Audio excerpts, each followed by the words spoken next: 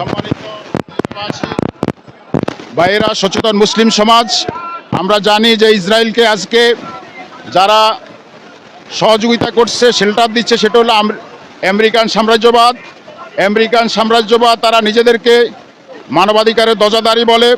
আসলে আমেরিকার পৈশাচিকতা, আমেরিকার কারণে আজকে ইসরায়েল এত বড় সাহস পাচ্ছে ফিলিস্তিনে এবং গাজায় হামলা করার।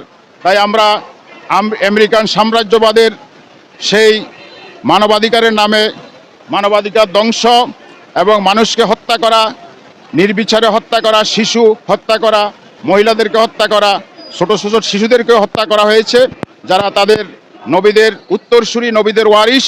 আজকে আমরা এর তীব্র নিন্দা জানাই। এই আমেরিকান সাম্রাজ্যবাদ ধ্বংস হোক, ইসরায়েল ধ্বংস হোক, ফিলিস্তিনকে একটি ইসলামী রাষ্ট্র হিসাবে স্বীকৃতি দেওয়া হোক। পাশাপাশি আমরা ফিলিস্তিনের পাশে যেই সৌদি আরব, আরব আমিরাত, জর্ডান, তাদের ভূমিকারও নিন্দা জানাই।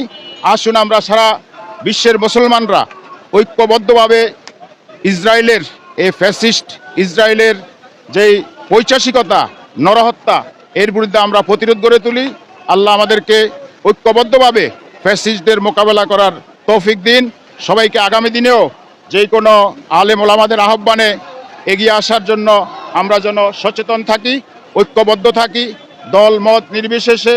বিভিন্ন গ্রুপ, বিভিন্ন সমাজ সম্প্রদায়ের লোকেরাও, যারা মুসলিম, সুন্নি, আহলে হাদিস, ইসলামী ভাবাপন্ন, কওমি, সরকারি, ফির, মাশায়েখ, সবাই মিলে আমরা আগামী দিনে মুসলমানদের ইসলামের এবং মানবাধিকারের জন্য লড়াই করে যাব। আল্লাহ আমাদেরকে তৌফিক দিন। আমিন।